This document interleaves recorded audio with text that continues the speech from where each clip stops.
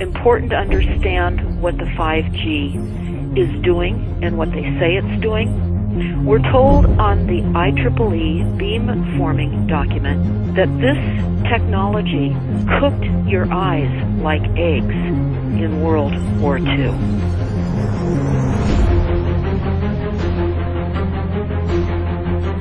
And you all need to understand, these are military weapons.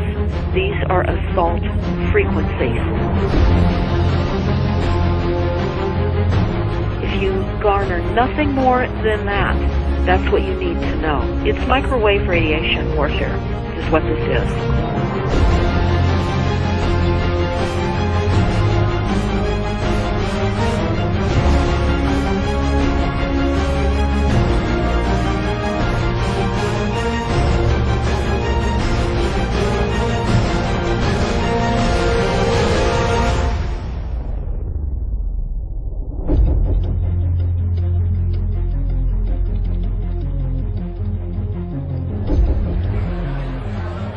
Ladies and gentlemen, please join me in welcoming to the National Press Club Federal Communications Commission Chairman Tom Wheeler.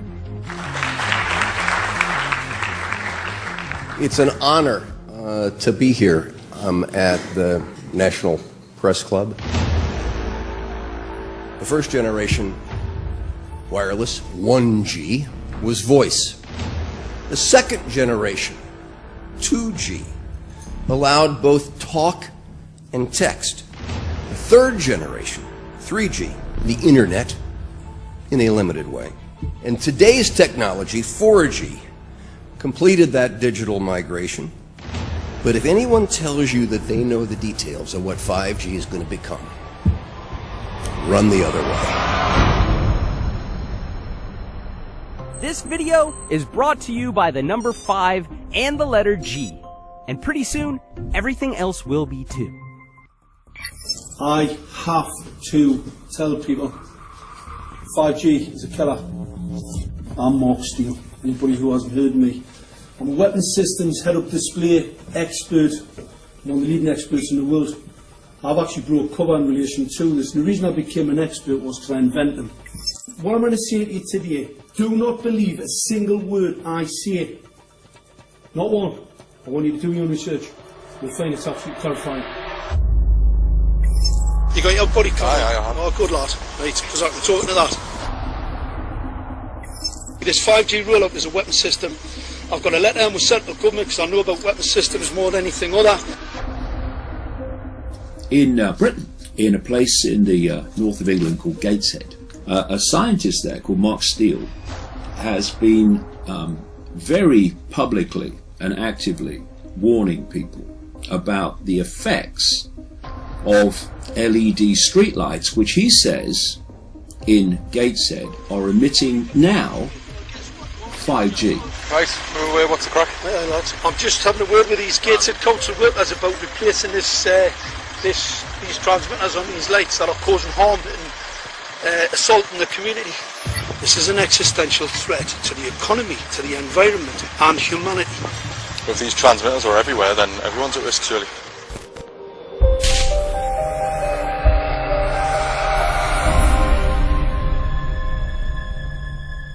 There's a lot of confusion about what 5G is. The G stands for generation. So you started off with the first transmitter system. Back in the 1980s. In the 80s, yeah. So you had 1G, then you had 2G. And as the generations moved on, you started to see more complex signal systems, cleverer pieces of antenna designs, etc., etc. So the whole thing became more data, quicker downloads, etc., etc. However, 5G is something completely different. Right, let's get a breakdown. Let's tell the people what this really is. This is the 5G transmission device. That's a hell of a beast, that, isn't it? These are the uninsurable transmitters. Just get a good look at that, guys, because obviously I know there's quite a few experts who want to see more detail about the transmitters and the chipsets. Just have a good look, boys. This is the control management system masquerade. There's an antenna there, you see that? What is this phased array antenna here? What's that? This is for phased array, alright? As you'll see, it's got a driver, it's got some chip there. It's one chip. Look at the chipsets on this. This is your dystopian world. What did Gateshead Council say? I'll tell you what, I think we better send some of these educated fools back to school, or just send them to prison. Whichever's the easiest. I think prison's probably better. Alright, that's 5G, guys. That's 5G hardware. You must consider the whole part played by electricity in nature. Human beings cannot go on developing in the same way in an atmosphere permeated on all sides by electric currents and radiations. It has an influence on the whole development of man. This life of men in the midst of electricity, notably radiant electricity, will presently affect them in such a way that they will no longer be able to understand the news which they receive so rapidly. The effect is to damp down their intelligence. Such effects are already seen today. Even today, you can notice how people understand the things that come to them with far greater difficulty than they did a few decades ago. Rudolf Steiner, 1924. Rudolf Steiner noted that in 1924, since then our atmosphere has become far more permeated with electric waves of widely diverse types. There's no doubt now that electric waves, electromagnetic forces, cause direct biological effects. There's thousands of peer-reviewed papers on this subject. There's no doubt about it. But what are these effects? How are they affecting us? What can we do about it? We're now at a stage where we're putting in what's called 5G, which is a special type of broadcast for high-density information transfers. And it turns out that this is the same frequency bands that are used in crowd dispersal weaponry.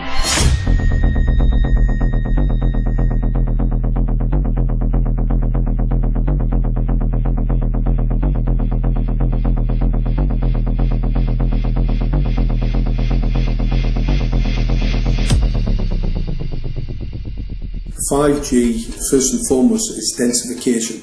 So it's significantly more transmitters in close proximity to a human, and it is also a sophisticated, illegal, unlawful transmitter.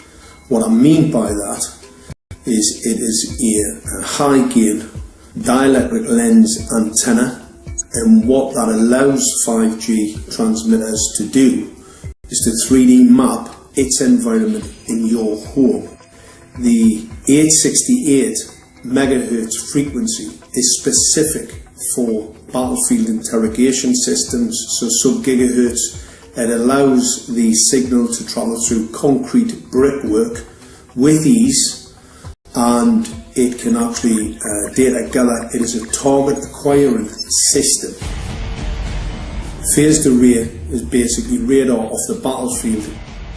It is extremely good at identifying targets and being able to lock onto targets. And not only that, it can specifically target you as an individual. So any judge sitting on an interesting case, let's say, any lawyer, any barrister, anybody doing any work that is potentially controversial, your life could be at threat. So the antenna design that you currently have on top of these LED streetlights, masquerading as a control management system, is basically battlefield interrogation equipment. The first phased array unit was actually called Mammoth, used by the Germans during the Second World War to identify Allied aircraft. Obviously things have moved on significantly since then.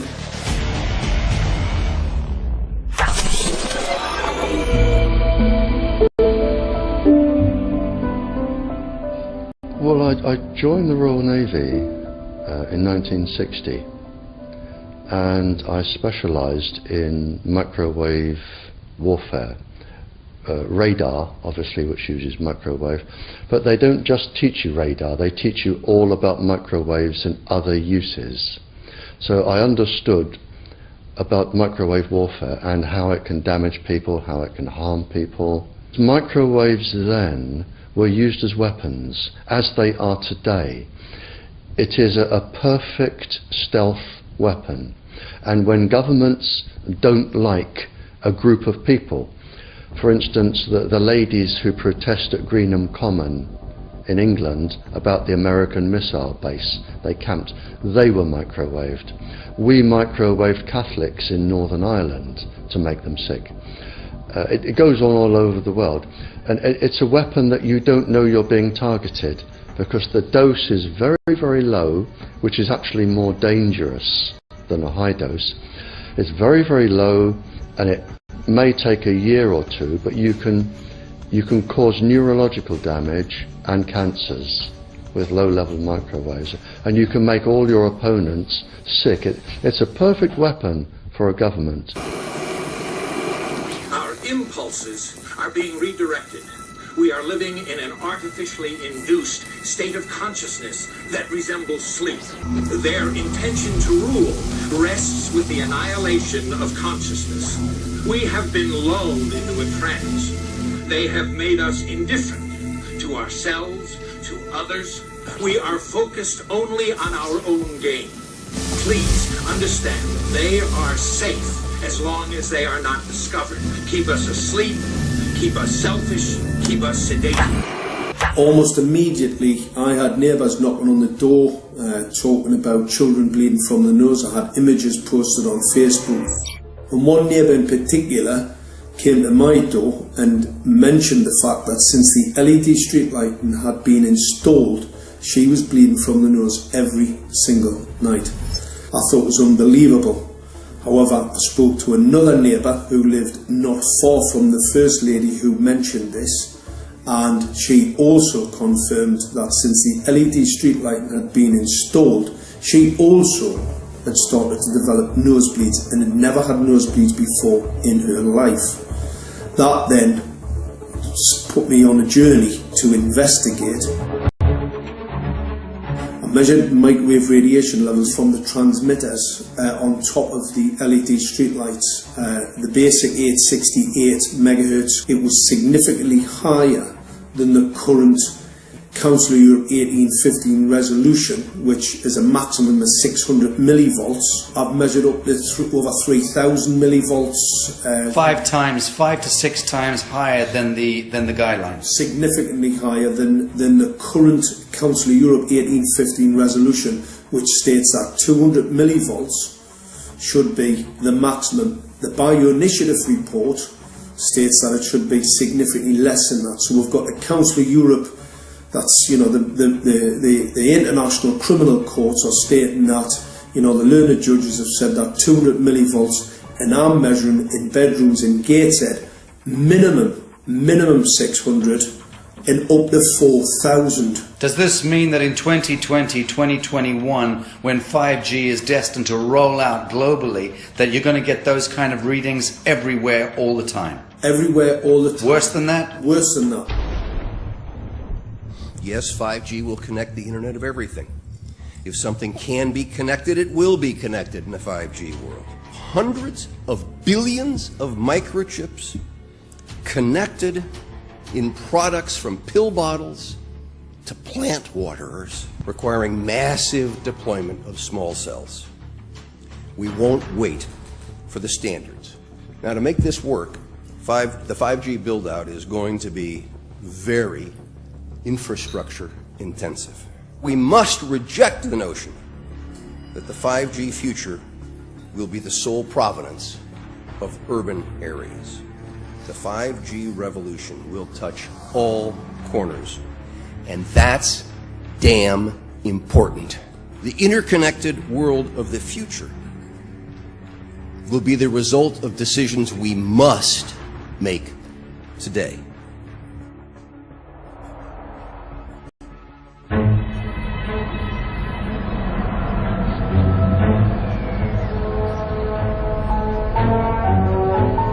The main issue before us today is Senate Bill 637 and Senate Bill 894, the former by Senator Hugh and the latter by Senator Knopf. We're going to invite the first four witnesses in support of the legislation, and that would be John Jones with Sprint, David Lewis and Andy Emerson with AT&T, Neil Krevda with Verizon, and Frank Alcavetti Jr. with T-Mobile. So be straight with me. Is it true? It could be. No, well, come very, on. very no few cases. Proof There at was all. an unfortunate really a incident out in Iowa. Look, gentlemen, practice these words in front of the mirror. Although we are constantly exploring the subject, currently, there is no direct evidence that links cell phone usage to brain cancer.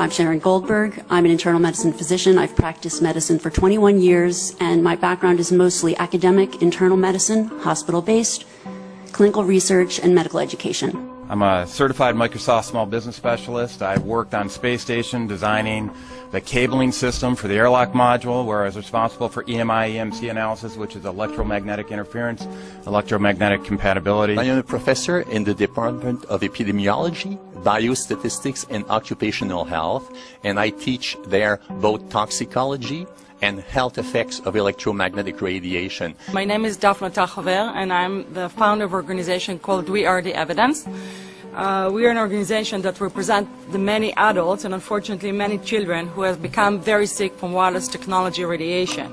There seems to be a couple false Easter eggs being put out there right now. I want to make sure we dispel that right off the gate. The effects of wireless on health scientifically are very, very clear. So it's always pushed back to the definition of an acceptable level of radiation. And that's what this is, by the way. This is about radiation. Wireless radiation has biological effects, period. My name is Dr. Angie Kolbeck. I've been reviewing the studies showing the impacts of wireless radiation on our health, and there are now thousands of studies showing the following adverse health impacts to wireless radiation: cancer, oxidative damage, DNA damage, DNA failure. Things like memory, dizziness, anxiety, brain fog. Headaches, nosebleeds, cognitive problem, exhaustion. We have evidence of DNA damage, cardiomyopathy, which is the precursor of congestive heart failure. Short and long-term memory loss, decreased attention spans, lower reaction times, even involuntary contractions of muscles causing misalignments of spines and jaws. Breast cancer. We suddenly have breast cancer in women who have no DNA predisposition. Disrupted immune function and change in stress proteins, reproductive and fertility effects. There are dozens and dozens of studies that show beyond any doubt what this radiation is doing to our sperm. Now, if you take the cell phone out of your pocket, the sperm will recuperate within 3 to 4 months. What would not recuperate would be the damage to the DNA of the sperm. That is irreparable. The wife of the ex-governor of Indiana was diagnosed with glioblastoma. Same brain tumor Ted Kennedy had and John McCain had. Did you look at John McCain's scar? This is a cell phone brain tumor. LeBron James, one of our sports people, had a salivary gland tumor. That is another cell phone tumor. You didn't hear about it because immediately after that was discovered, he was paid by Samsung to become their spokesperson. We are seeing increases in brain tumors. We're seeing increases in Alzheimer's. We're seeing increases in all of the neurotransmitter diseases, ALS, Lou Gehrig's disease, Parkinson's. These are all disease systems that are known to be associated with low-level energy exposures. We talk about 24/7, around-the-clock exposure, wherever you are and your whole body. You never get away from it. And it seems from our studies that maybe your immune system can cope with for a time, but it will deteriorate. Then the irradiation will definitely damage cells at a deeper level, and the question is what will then happen. These are out of peer-reviewed papers, so these are not just hypochondriacs thinking that they're doing it. We're having real problems with this. This is no longer a subject for debate when you look at PubMed and the peer-reviewed literature. These effects are seen in all life forms: plants, animals, insects, microbes. So 5G is not a conversation about whether or not these biological effects exist. They clearly do. There is scientifically evidence that is so strong that you can be certain that the standards used by the FCC to manage health effects are wrong. We need to start measuring how much radiation are people being exposed to. before we roll out 5G, there are 4 kinds of electromagnetic fields that we know are harmful to human health. So radio frequency radiation, magnetic fields, dirty electricity, and electric fields. Okay? Our exposure, any given person, and all humans are affected by EMFs. What is our exposure in a day? It's not one cell phone. It's cell phones, it's multiple wireless networks, it's smart meters, it's cell towers. It's this sandwich, and it all adds up. The data we're going to look at are all published science, testing results, or public standards. At the bottom end of the radiation scale of what's called power density, or signal strength, is the minimum level at which cell phones will work, which was found to be 0.2 billionths of a microwatt per centimeter squared. Pine needles were found to age prematurely at 0.000027. At short-term exposures of 0.05, children aged 8 to 17 experienced headache, irritation, concentration difficulties, and behavioral problems. 0.1 is the biobiology or building biology guideline for extreme concern. 1.0 produced sperm DNA fragmentation and a decrease in sperm viability in vitro. Also at 1.0, the science shows the following bodily effects can occur: headaches, dizziness, fatigue, insomnia, chest pain, difficulty breathing, and indigestion. 2.5 saw altered calcium metabolism in heart muscle cells. 4.0, changes in the hippocampus affecting brain memory and learning. And at 6.0, DNA damage in cells. So, where are smart meters on this list? Electrical Power Institute in December 2010 measured a single Itron smart meter with pulses up to 7.93 microwatts per centimeter squared. Our own testing indicated approximately 8.0 with 1 meter. These tests are at a close distance, approximately 1 foot away from the meter, but an infant's crib could be just as close on the other side of the wall where the meter or bank of meters are installed.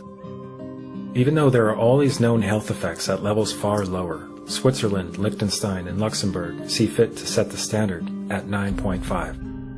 And China, Poland, and Russia, 10.0. This is the same level at which behavior has been altered, producing reflexes of avoidance following 30-minute exposures.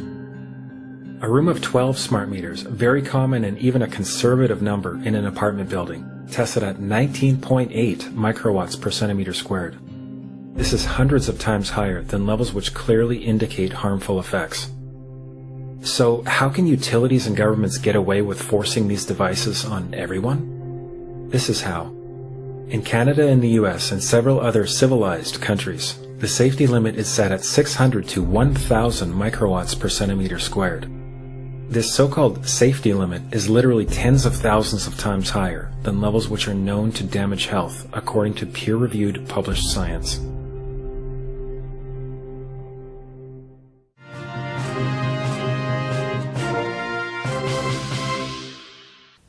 Faster, better, more reliable internet. That's the promise of 5G technology, but there is also the peril. Health hazards associated with radio frequency that is higher also and requires more transmitters and antennas. And the stark, simple fact is the health hazards are unknown and unstudied.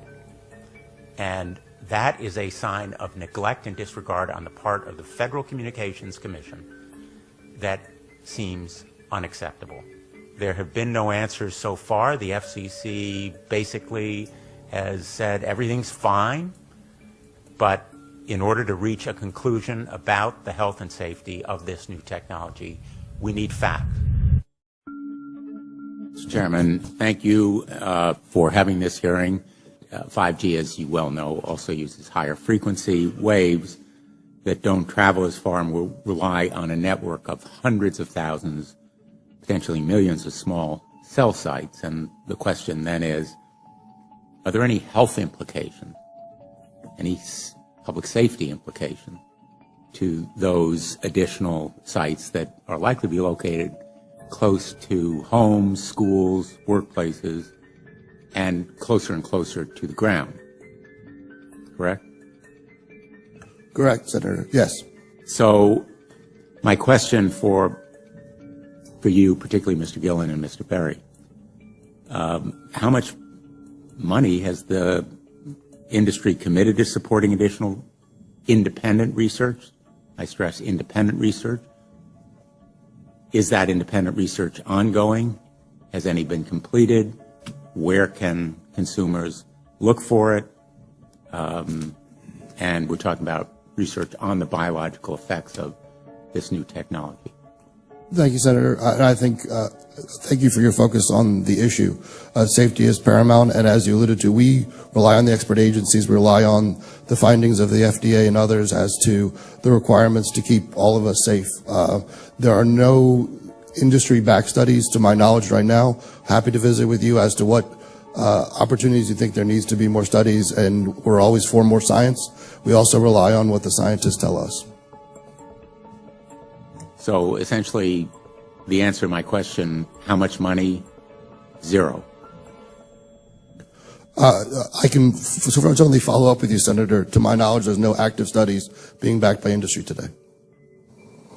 Anybody else know of industry commitments to back research, fund it, support it, to ascertain scientifically the health effect?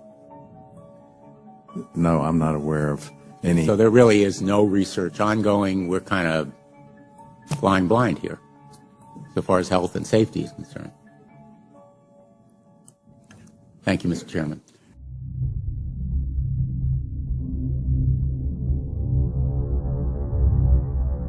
You're a trained medical professional. Yes. We don't have one on the panel. What are we to make with of the American Cancer Society, for example, telling us there's no evidence of harmful product? Many of these organizations have conflicts of interest. Very briefly, if you can, what do you mean by conflict of interest? One of the first things that you teach residents is that you always have to look at the funding. There's a tremendous amount of sponsored research by people who are hired to do studies to find no effect. And that's plagued this field in a number of countries. The radio frequency radiation work that we did was supported by Motorola. The relationship was really very cordial and very stress-free, but only up until we started generating data. These folks were very, very upset and began to talk about how are they going to handle this, what sort of spin can we put on this, what can we expect from this, and from that point on the relationship changed. What we saw was that Motorola began to exert more and more control over the work, telling us what to do, telling us how to write abstracts, what to say in the abstracts, what to say in the papers, how to do the work. No, don't do this. Yes, do it this way. This was unacceptable. I had completed our study of DNA damage, and I submitted the final report to Motorola. They simply weren't willing to accept my interpretation of my study, my evaluation of my study, my knowledge of science at that point, and tried to urge me not to publish the study. Did you hear about people coming to you as far as having complaints about illness? We were made aware of health complaints following installation of smart meters, and we wanted to verify this using our field work. So I measured the field of about 30 different people while they stood 1 foot in front of the smart meter, and in every single case the human energy field was obliterated as they stood in front of the smart meter. So in our first slides, what we see is normal cells, and the structure of the cells is intact and sound. This is what we would expect from a normal sample. So after 2 minutes of exposure in front of the smart meter at about 1 foot away, we see a totally different story. Sample 1, you can see a lot of degradation in the cells. The cell walls have been broken, and you see changes in the cells which are called mycoplasma. It shows a mutation to the cell. In the second sample, we see a different type of degradation to the cell membranes. You can see a corrugation here. This is called bottle cap formation, and it's known that this occurs due to oxidation or exposure to free radicals. So this third subject, when we did her sample, she had to be pulled away from the meter after 45 seconds because she complained about an increasingly severe headache. And here you see a phenomenon called rouleau, where the red blood cells are stacking up, which makes it very difficult for the blood to deliver oxygen to the tissues as they would be their normal function. Every single one of these is a degradation. Every single one of these shows a trauma to the blood cells, and that came from something, and the only variable was the smart meter. The good news in all this is the patient and the blood can return to normal once they have been removed from the influences of these stressors.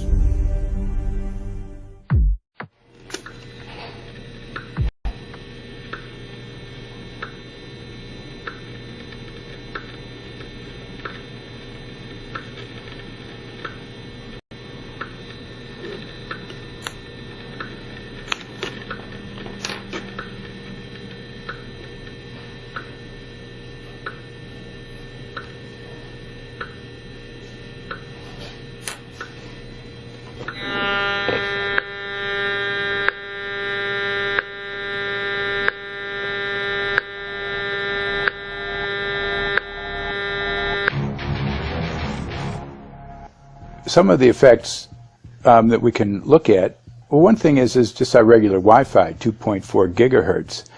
That's in the same range as microwave ovens, which are also called radar ranges, because that is radar. 2.4 gigahertz is interesting. It's not the peak absorption rate in water for microwave frequencies, but it's at a point where it allows full penetration, because if it came in at the peak, it would prevent the insides from getting warm. So that's with basic Wi-Fi. Now when we look at 5G, 60 gigahertz, this is what they call active dispersal sort of weaponry, just to keep people back. It burns the skin. It doesn't penetrate, but 60 gigahertz is the frequency of oxygen molecule absorption. Since they have electrons that they share with each other, what we breathe is actually O2, pair of oxygen. So being bombarded with 60 gigahertz could very well impair our oxygen absorption rate in our body, and thereby the whole basis of our living system. Martin Pall says, putting tens of millions of 5G antennas without a single biological test of safety has to be about the stupidest idea anyone has had in the history of the world. So assessing all this, we have experts in various fields: military EMF weaponry, biological effects on humans, firefighters that are getting cognitive impairment by being there in them, countries that are banning these sort of technologies around schools because of the impairment to cognitive. Let's weigh that up in light of what Rudolf Steiner said in 1924 about just mere radio causing the impairment of cognitive functions on people, that they can receive news from around the world, but they can't understand it as well because of the effect of the electricity. We have to say, something smells sinister here.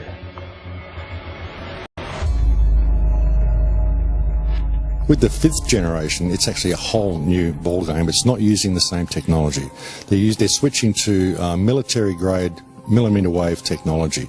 And when you look at this technology, I mean, if you go and look at DARPA reports, come and look at some of the patents that the United States military has put out on what they can do with psychological weapons, all sorts of things, crowd control, active denial, anything you can think of, this is what they can do with 5G.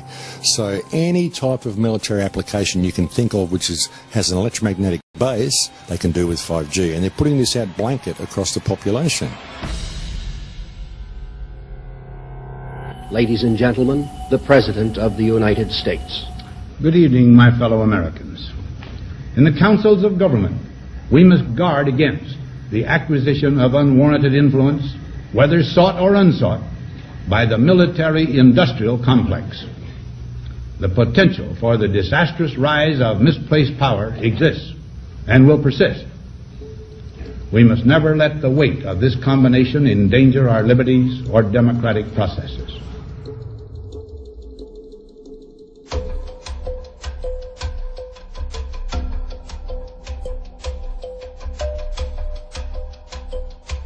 The FCC is a capture agency. They probably conducted what I believe to be the biggest fraud on the public ever conducted. The FCC has been described by Harvard University's Center for Ethics writer Norman Alster as the most captured agency in D.C., acting more as an industry cheerleader than a regulator. This is especially true today with 5G, where there are serious safety concerns and potentially misleading information coming from the FCC. For example, the previous chairman of the FCC is Tom Wheeler. He was the head of the Wireless Lobby Association for 14 years. Now remember, Obama told us there would be no lobbyists in his administration, so he took the biggest lobby and put him as the head of the FCC. And that's damn important.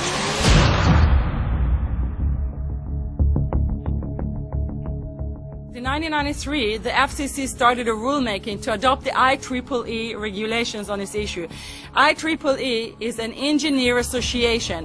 Why is it that we adopt regulation of engineers who maybe know how to measure this radiation when it's passing a wall, but not when it's passing a body?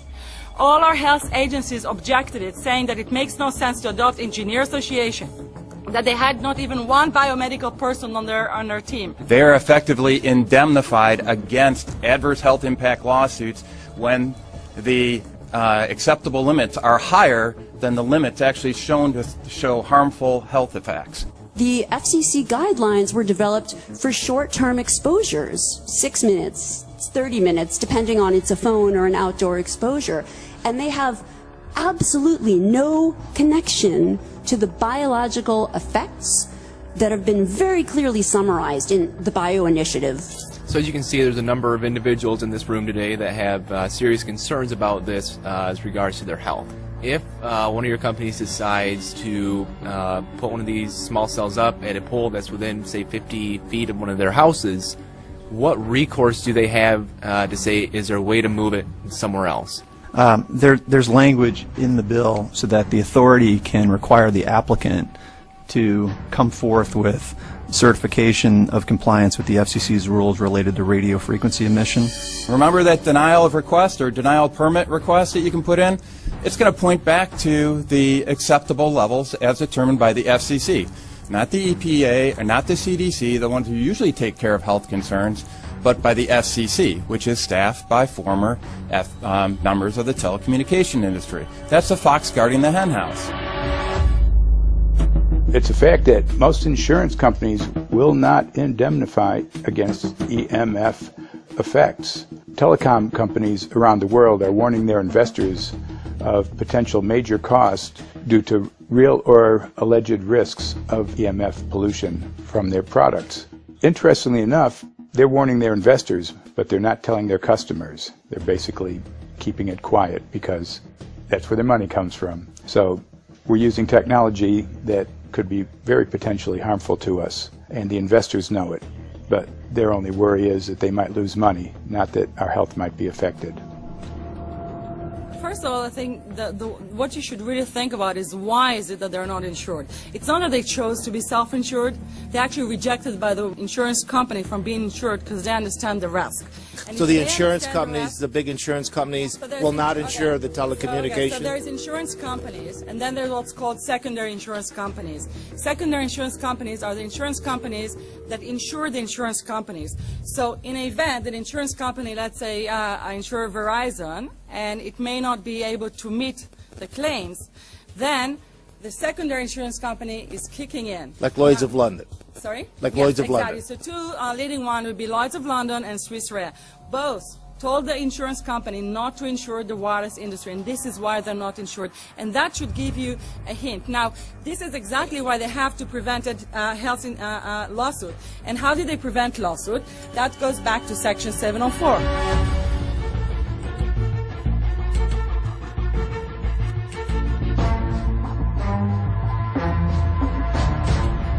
Section 704 was passed in 1996. This is how our rights in regards to health were taken away by the wireless industry.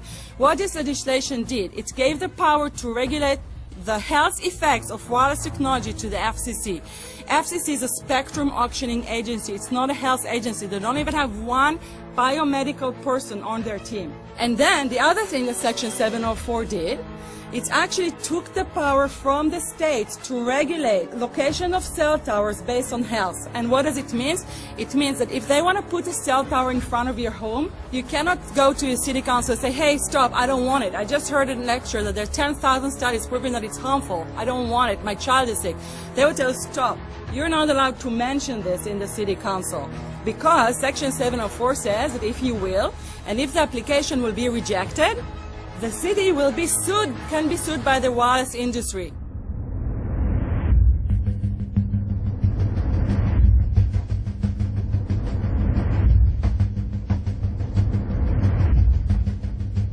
A major U.S. government study on rats finds a link between cell phones and cancer. Very first government study linking the radiation from cell phones to cancer. 2-decade, $30 million federal study out today found there is some evidence of a link between cell phone radiation and brain cancer. Professor, what is the NDP? I've heard that study several times. NDP is what? So it's a $25 million study on the rats and mice that was supposed to demonstrate that there were no effects of radiation below thermal. And in fact, it demonstrated exactly the opposite. And it follows on the heels of two major studies on animals that said exactly the same thing. And that study was designed perfectly to make sure that it cannot be challenged, that there will not be any doubt. That's why it took them 14 years. That's how they prevented discussion of health. And why do they want to prevent discussion of health if there's no problem with health? Simply put, FCC is completely unprepared, unable, and possibly unwilling to oversee 5G for safety, even as it barrels toward us. They are falling back on tired definitions and panaceas long since disproven by science. To make matters worse, recent FCC rulings and numerous industry-friendly bills passed at state and federal levels between 2016 and 2018 removed the last vestiges of local and state review over infrastructure siting, just when we need it the most. When those first studies were performed years and years ago, nobody knew about the importance of the microbiome, the role of the microbiome and the immune system, and even less the role of the microbiota inside our brains, that is, the microbes that are normally resident inside our brains, whose influence on brain function is nothing but immense. And you may think, well, who cares about the microbes? The less microbes we have, the better it is. Well, we know by now that this is not absolutely the case, because microbes are truly essential for the development and function of all our organs and systems. Our immune system is based on the microbes we have in our gut. And our brain also has microbes that influence its function. In tests, it's been found things like mold. If you grow mold inside a Faraday cage, it'll grow one way, and then, even if the electromagnetic fields are around, take the Faraday cage away, and some sort of 600 biotoxins are developed within the mold because of the effects of the EMFs upon it. Electromagnetic fields, even of weak quality, have an effect upon our microbiome, which is really essential to our whole being. This is going to eviscerate microbial DNA inside human beings, which is our effective operating system, number one. So it may not impact human DNA in laboratory experiments right now, and they're saying it doesn't impact human DNA. But given that human DNA is less than 1% of the cellular DNA in the human body, the rest of the cellular DNA is microbial, and we know that this will eviscerate microbial DNA. So we're talking about a takedown of the operating system of human beings. Exactly. I couldn't have put it better myself.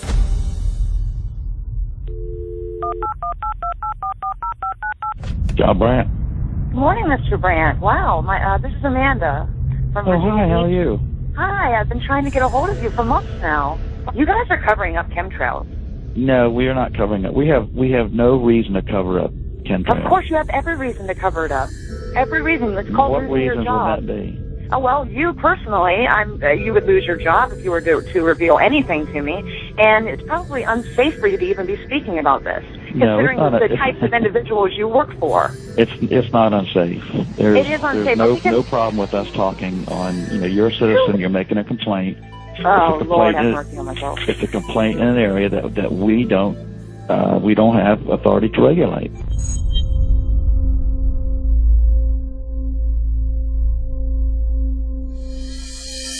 So the connection between chemtrails and 5G.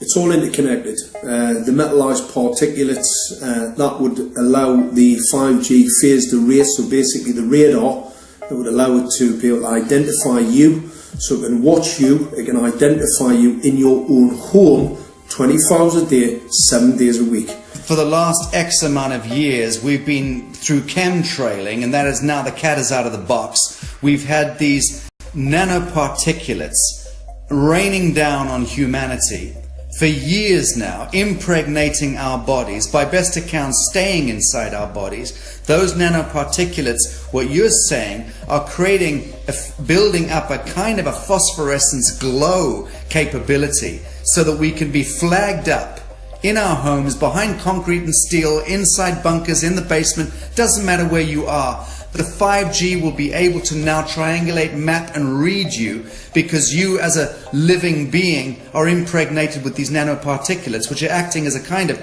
transmission and reception technology. It's exactly, absolutely exactly. You have to consider that DNA also works as a fractal antenna, which is able to send and receive and also to process signals under the form of radio frequencies. Well, then there is no doubt that artificial radio frequencies, such as those of cell towers, and in particular these new types of towers that have a much higher density of signals, they may somehow interfere with the ability of DNA to retain and transmit biological signals. So this is one level of danger that very few biologists are aware of. How much effort was put forward to address this, what most of these people are, or many of these people are here for, which are the health concerns? Was there any dialogue back and forth? Was there any working? Was there many studies evaluated to look at regarding this area? Maybe not every person that has concerns on the legislation was brought to the table. Okay, so from your perspective, you feel that there was a legitimate amount of time to evaluate the data that the opposition would have on this? Absolutely, and I wouldn't put forth something that I didn't believe in. And I'll tell you, as I mentioned earlier, and it's been commented several times amongst the panel here, this is truly an economic development issue. Our 3-year-old, again at home, is outraged when we pull out the driveway and he's not able to access Wi-Fi.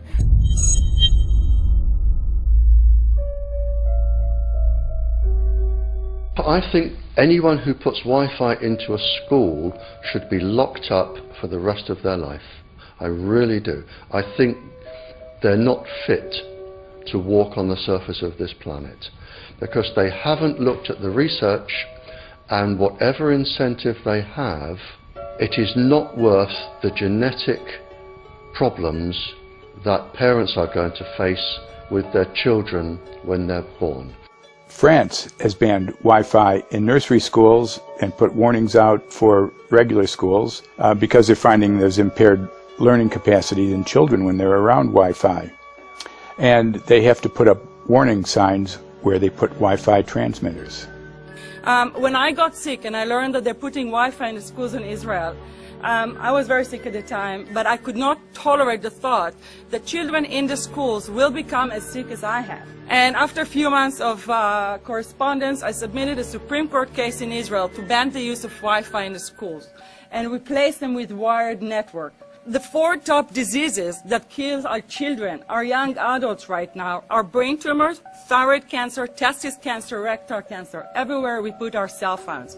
And a lot of our children are sick and they're being misdiagnosed and mistreated because the wireless industry has put billions and billions of dollars in the past 30 years to mislead the public as to the health effects and keep the public uninformed. We are performing an experiment on children. We are exposing children to microwave radiation for 6 hours during every school day. We have had absolutely no studies looking at the long-term effects of this radiation on young people or even on adults. A considerable amount of research shows that developing brains and bodies of children are much more affected than adults. And there are clear indications of a link between increased electromagnetic fields and autism spectrum disorders. We took 10 autistic children and went back to the sleeping location where the mother was when she was pregnant with that child and compared it with the sleeping location of a mother that gave birth to healthy children. We had 10 mothers in that group, 10 mothers in this group, and in the group of the autistic children we found that the measurements that we got for the microwave exposure was elevated compared to the group of children that were normal. The fetus is affected. The exposure to man-made electromagnetic fields has become the first factor that could be isolated ever in autism that could predict autism. The fifth generation of wireless technology, or 5G as it's being rolled out worldwide without safety testing. Let me say that again, without safety testing.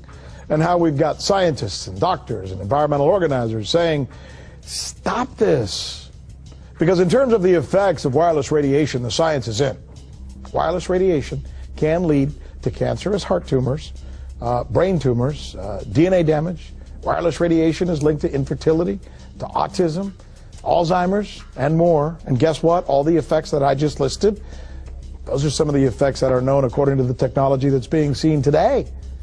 First of all, you have to know that we know that the other EMFs that we're exposed to are already known to be health risks.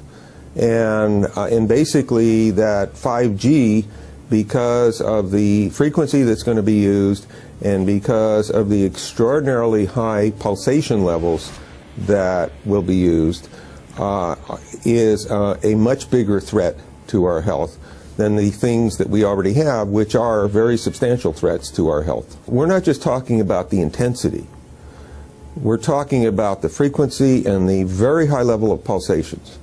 There's a huge literature which shows that pulsed EMFs, EMFs that pulse up and down very rapidly, are in most cases much more biologically active than our non-pulsed EMFs. Every single wireless communication device communicates via pulsations, but the industry completely ignores this issue. The problem with 5G is that they're planning to put out tens of millions of these antennae all over the place without doing one single biological safety test. Are you implying possibly that we, the consumers, are the guinea pigs since they haven't really done tests to see the effects in a smaller setting? I mean, that's not an implication, it's a statement. We are, yes. Cancer is not the main concern that I have. I'm really concerned about sperm count and about effects on pregnancy. How many of you know that 1 in 6 American couples is unable to have a child when they want to? How many of you know that last year the birth rate in this country dropped the most that it ever has in recent history, 3% in a single year? People look at the sperm, and people use cell phones, and the sperm, usually sperm swim, and they swim straight. But if you expose them to radio frequency, mobile phone waves, they swim in circle. Studies have been done here in Australia, taking sperm from healthy men. And one test tube gets exposed to cell phone radiation, and one test tube is not exposed to mobile phone radiation. And then the results are evaluated. And this is a measure of vitality. We measure how well the sperm swim. This is a measure of motility. This is a measure of mitochondrial DNA damage. They have 3 times as much damage on their DNA if they have been exposed to mobile phone radiation. The data on that are rock solid. Cell phones can damage sperm quantity and quality. Your embryo, your uterus in the fetus, where your child is developing for the first 100 days, in the ovaries, the eggs do not have that protection. So they are at maximum risk from radiation. And for the first month or so, you wouldn't even know you were pregnant. You wouldn't even be taking precautions. That is the main danger area. So you give birth to a daughter, but her ovaries are now contaminated. She may be normal, she may be genetically damaged, but her ovaries are at the most risk.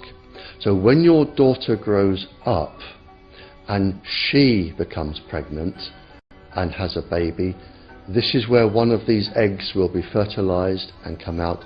So the real damage here is your grandchildren. That is where it is going to show most. Do you think that there is a chance that within the third generation of females, they may be irreversibly sterile? Not in the third generation, but in the fifth generation, and that would for humans be something in the order of 150 years ahead of us. And of course, then it's too late to say that you are sorry, and it's very too late to say stop. There is a wealth of papers. I mean, we're talking about thousands of published papers in the scientific literature, few of which, or sometimes none of which, have entered the official documentations from authorities and likewise. So I think it's really time to have an independent compilation of data. Such was done at August 31st, 2007 in the form of the Bioinitiative report, of which I was one of the authors. And then we put together approximately 2,000 scientific references on a little bit more than 600 pages, clearly saying that if you, for instance, if you are a rat or a mouse or a cell or a molecule, you should definitely not allow yourself to be exposed to this. And in the meantime, we have this full-scale experiment using our own kids. One interesting case, John Patterson, he was a telecommunications engineer in Sydney, Australia. Very brilliant man. For 20 years, John tested Telstra digital systems. Over the time, he realised the dangers of electromagnetic radiation. It disrupts the bioelectric system of your body, which is really your brain, your nervous system, how your muscles talk. And he tried warning of these effects through different agencies, through his company. Got all the test gear out and measured it and drew up a report, and I was immediately removed from service. Finally, in 2007, he took matters into his own hand. He commandeered a used British Army tank and went and destroyed 6 cell phone towers in Sydney, Australia, because he wanted to stop this. He was trying to make a point. The message was that how dangerous it was. You know, these people were elected by us to manage our infrastructure in a responsible manner. That is the sole purpose of government if it's going to exist at all. And if it doesn't do that, then it has no right. It is invalid. So we need to pull this infrastructure down. We really do. But in order to do that, I mean, we can't just be some violent domestic terrorist. You've got to bring this awareness to the people that these towers are doing them damage. You don't need bandwidth that fast. And they're not doing it so you can download movies quickly. They're doing it so they can track every single thing you do and bring in this social crediting system to control even everything you think. There's a story about a lady called Claire Edwards. She was a United Nations staff member, and she was warning of the potentially catastrophic dangers of 5G technology.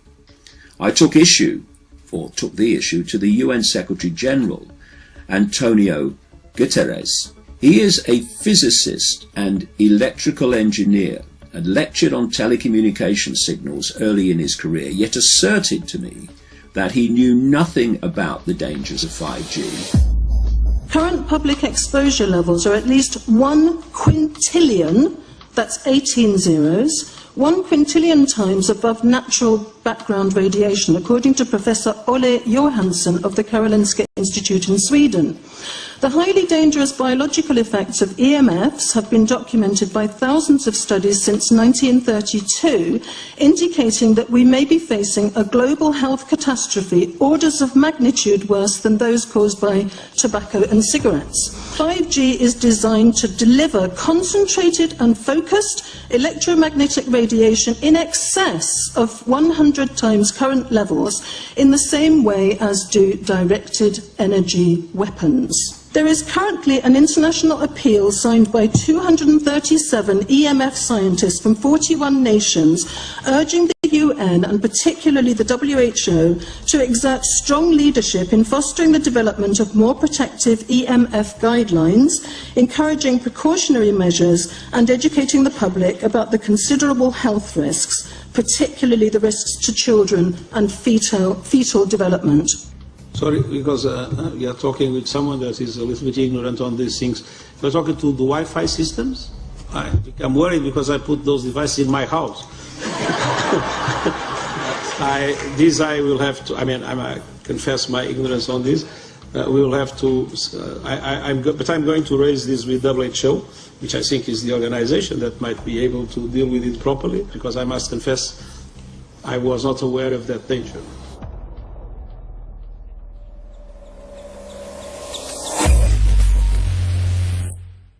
In 1996, when the Telecommunications Act was passed, in it was a provision essentially that kept local officials from addressing health issue concerns when approving or not approving a cell tower. So that's correct. But then something new is happening. We've talked a lot about it on the Solari report, thanks to Jason Bowden-Smith and his website EMF Warriors. But this is new. This is very, very new. So you're basically, sending out an appeal on something that in one sense hasn't happened yet. This is not just an incremental change. This is a big step up.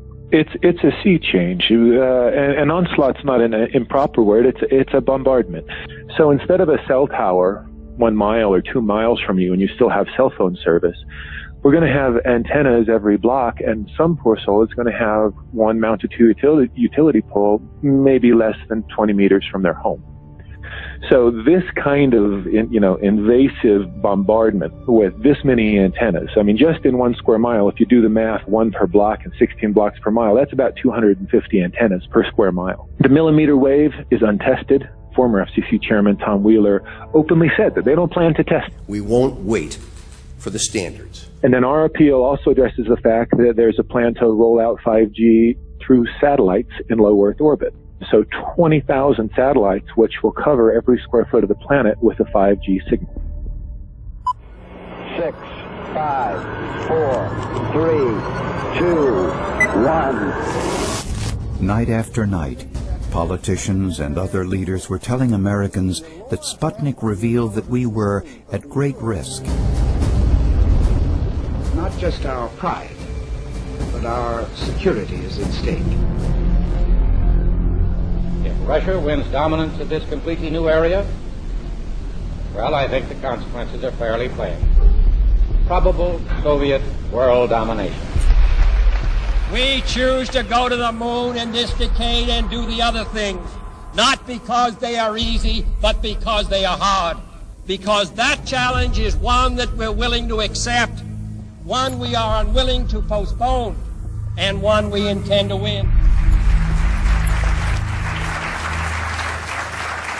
Welcome, everybody, to the White House. This is White House 5G Summit. My name is Justin Clark. I'm the Director of Public Liaison, and we are thrilled to have you here today. Really happy to be joined by a lot of leaders in industry, members of Congress and the Senate, White House leaders on this, and people from the FCC.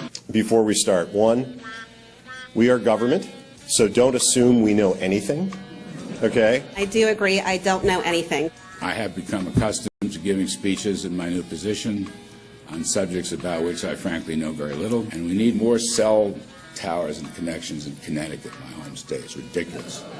The U.S. is in the lead thanks to our private sector as well as the work of the FCC and this administration overall. But China and South Korea and many other countries are eager to claim this mantle. We have every intention to deploy 5G first and reap the benefits of faster and more robust wireless. Yes, I hope we beat China, of course. And get to gigabit speeds and low latency, and the race has begun. Let there be no mistake. The race to 5G is a sprint. Winning the global race to 5G, it's a national priority. We must bear in mind the national security implications of winning the race on 5G. Today we're talking about the importance of being first in 5G, continued commitment to putting America first in the race to 5G. We're calling it America First, 5G First. Well, our strategy is called the 5G Fast Plan, a plan to facilitate America's superiority in 5G technology. Connected devices for health applications, which I love, has the capacity to make people healthier, as I understand it, a lot of medical applications. Industry is not asking the government for money to build 5G networks. They're asking us to cut the red tape that surrounds infrastructure deployment. We cannot let today's red tape strangle the 5G future. The red tape slows and sometimes stops the building of densified network facilities necessary for 5G. As we continue our efforts to keep government out of the way so that America can continue its leadership for America to win the race to 5G. One path is the government regulatory path. The other path is the private enterprise free market. Gales of creative destruction, Schumpeter path. You ever heard that? Gales of creative destruction? It just means let it rip. The new replaces the old. With 5G, we're on the cusp of another era of American innovation. It means an even more connected world for everyone around us, unlocking the potential of the Internet of Things to become safer, healthier, and more sustainable for our future. You know, sometimes, look, we all believe in the 10th Amendment, but sometimes you have to override them.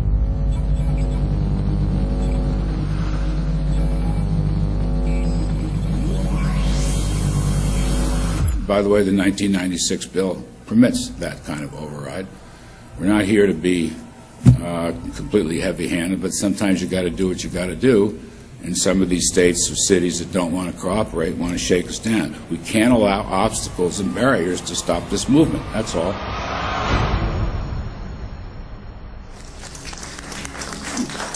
And this happened in Canada. I mean, there were some activists I was working with up there that said, well, you know, we won a victory. We got the Public Utilities Commission to allow us to opt out. And I said, boy, that's divide and conquer. They just got rid of the people that were raising hell. So, you know, that's not the answer. We need to opt out everybody. An opt-out is an agreement to pay to not be harmed. An opt-out is volunteering into extortion. An opt-out says that if I don't pay you, you have the right to harm me. So that doesn't work.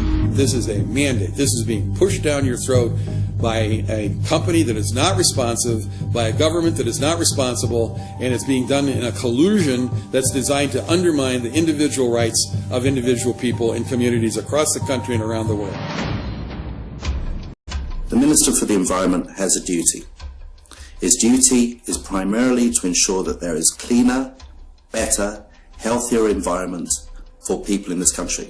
It's a simple duty. He also has a responsibility in regard to science and innovation to make sure that that happens. What seems to be happening here, in fact one could say undoubtedly happening here, is he's using science and innovation to ensure that our right to life is threatened. There have been no public debates. There is no public discourse. There are no public disclosures as to why, when, how, what is going on in regard to 5G. That by itself is a breach of ministerial responsibility, and one which we really should look at in terms of a private prosecution against the ministers who have failed to protect our right to life. Okay, smart technology, smart meters, smart cars, not that smart, huh? What does smart mean? Anything that has smart attached to it, secret militarised armaments in residential technology. That's where smart came from. And smart, every bit of technology that you see today has all been developed for either some type of battlefield, some type of intelligence gathering system, and obviously these developments have to be commercialised, and people have actually took them into their homes.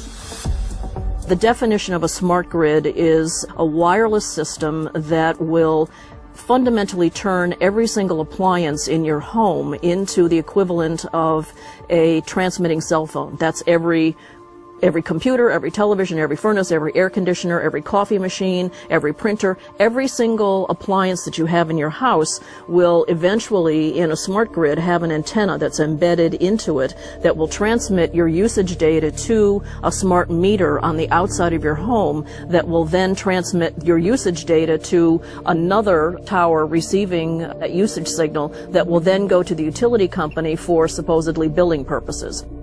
Not all signals will just be about your individual use. There will be aggregate meters that will bounce signal from house to house to house within a neighborhood that will then accumulate all of the usage data that will transmit that to the utility company. Now, what that will do is that the end metering system that is transmitting all of that data will be firing an RF signal at many, many times a second, which will increase the average homeowner's radio frequency radiation exposure exponentially. This picture shows some aphids on the leaf of an orange tree shortly after radar equipment was installed at a nearby airport a number of years ago. I noticed that every few seconds all the aphids would tense up in unison and do sort of a little dance, as you see in the picture. Upon further investigation, I found that the interval of time between the activity of each dance coincided exactly with the rotation of the radar rotor device at the airport, which was a distance of approximately 14 miles. The antenna arrays create this steerable beam, which helps concentrate the energy. The beams get pointed at the user. What's a MIMO tank? Massive in, massive out. British government have got a plan to roll 400,000 out. This is so that you've got 5G in every nook and cranny, every part of the countryside, so that you can have autonomous tractors, believe it or not. However, those transmitters, these are radar. It is phased array radar. Though that radar signal sweeping the countryside will kill every pollinator, every biological structure, it will sterilise livestock, it will kill the ground, so consequently land won't have a value, obviously farmers will die, the community will be under attack. The community will be under attack. If we can't produce food, if we kill all the pollinators, we're in serious trouble. The takeaway is that 5G, the $1 trillion rollout of 5G by our friendly local government, is definitely a weapons system masquerading as a modern efficiency technology. It most certainly is, and what I put it down to, it's economic terrorism. There is no value, nil, in killing off your population, in destroying your ability to grow food, to kill all your pollinators. They may have a nice financial number on a piece of paper, but in reality, dementia, diabetes, all the things that are currently crippling the NHS, a burden on the country, illness, mental health issues, the focus of that cause can be identified and has been identified in the science. The science is proven. The epidemiological data that we're seeing on the street is now substantiating that science. The DNA inside you, the mitochondrial DNA, you can trace unchanged to your mother, her mother, her mother, right the way back to the beginning of the human race in Africa, the Stone Age. It is unchanged, the mitochondria, and that is being unchanged in your children, which means if you damage it, your child could be genetically damaged, then her child, and her child, and her child, forever.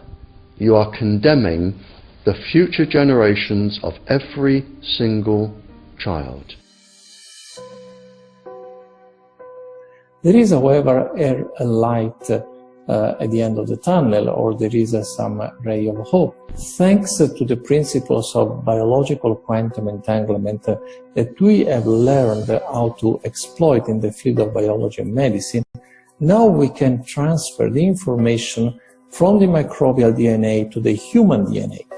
And in so doing, we can train, so to speak, the microbes to withstand whatever extreme condition they are exposed to, including this new technology. And then we can train them to transfer this resilience of theirs to our DNA.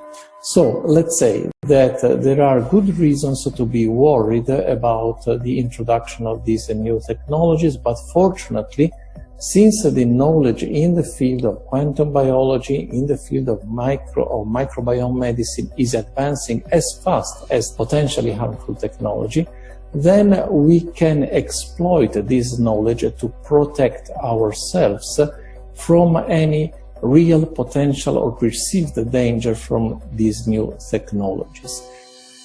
I've met with molecular and cellular biologists, with blood microscopists, with weapons development experts, frontline activists and researchers, and all the stories I'm hearing from these experts and pundits leads to the same thing.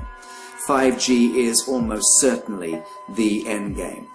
It is an extinction event brought into our homes, into our classrooms, onto the high street, into the very cells and DNA in our human bodies.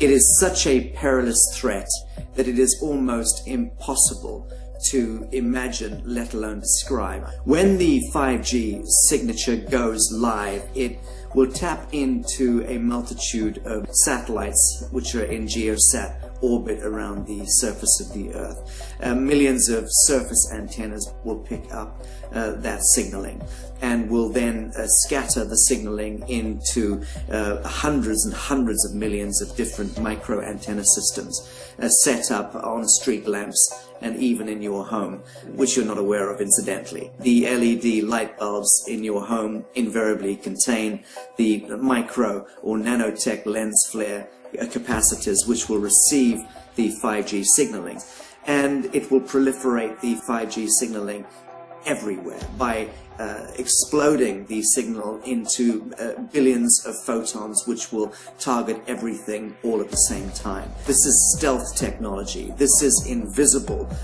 science. But what it means in simple terms is that you will be flagged up, visible, trackable inside your own home. Anywhere you move on the surface of the Earth, they will have a lock and load tracking capability over you. You will be visible to invisible masters, each one of us, all the time.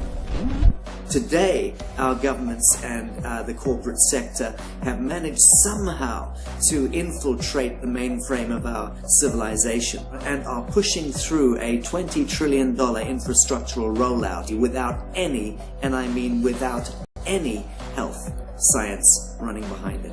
There have been no tests. Your government and your health authorities are either in collusion on this matter of genocide and ecocide, or they're just damn stupid, and I would suggest it is the latter.